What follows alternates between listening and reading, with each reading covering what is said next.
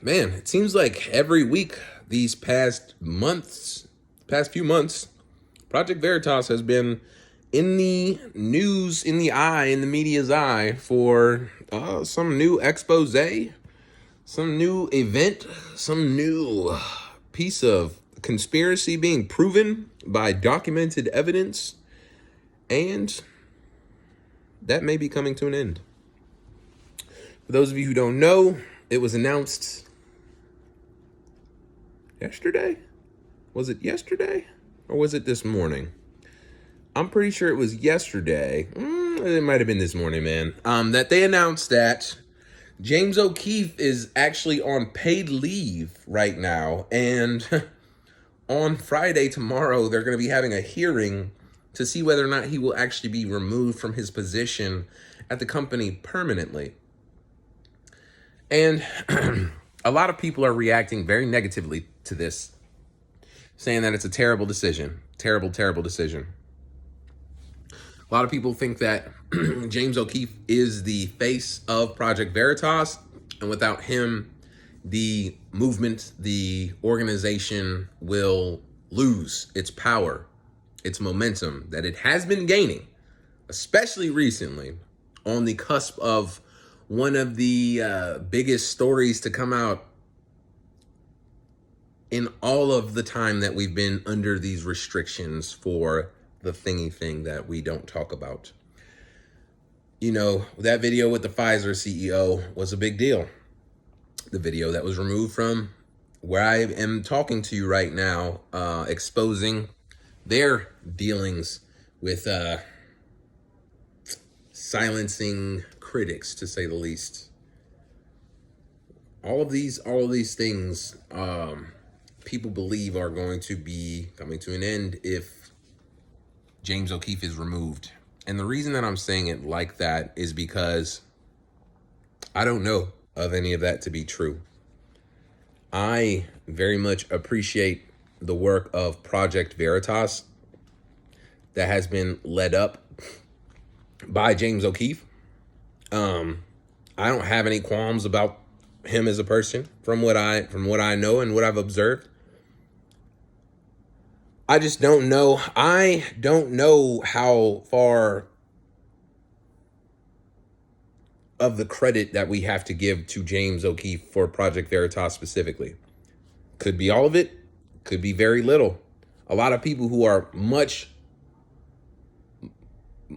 better informed in that regard as to, people who may have personal relationships with James O'Keefe, people who have spoken with him, people who have had him as guests on their programs, people who have worked with him before. They're all calling out and saying that without James O'Keefe, Project Veritas will be nothing.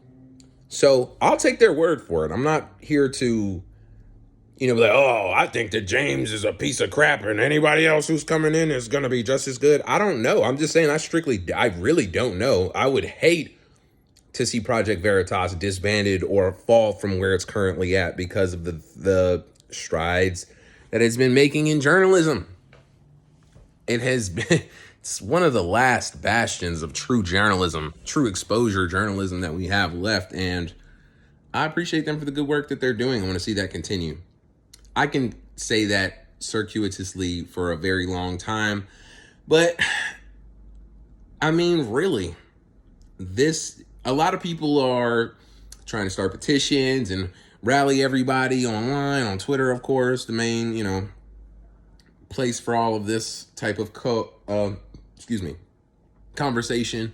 YouTubers have been making videos about it because that's where Project Veritas gets a lot of traction, is on YouTube.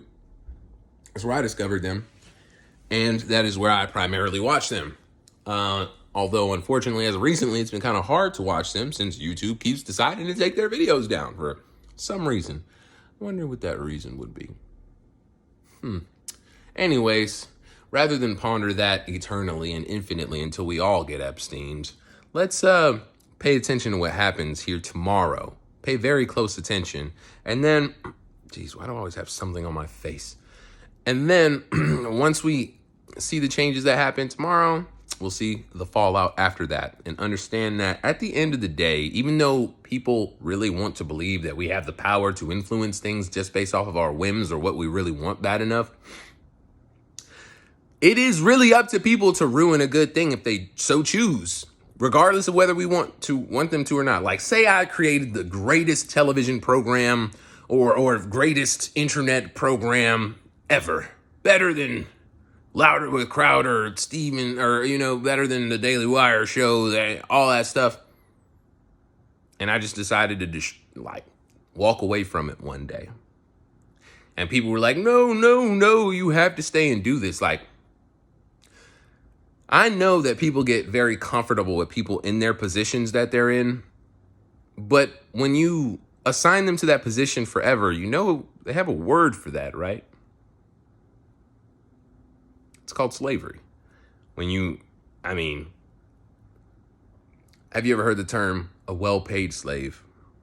I know that traditionally the word slavery implies that you're not being paid, but slavery is actually about not having a choice. It's not about payment. Meaning that if you are in a position of whatever, like say you're the king, and your job is to eat jelly donuts all day and be massaged.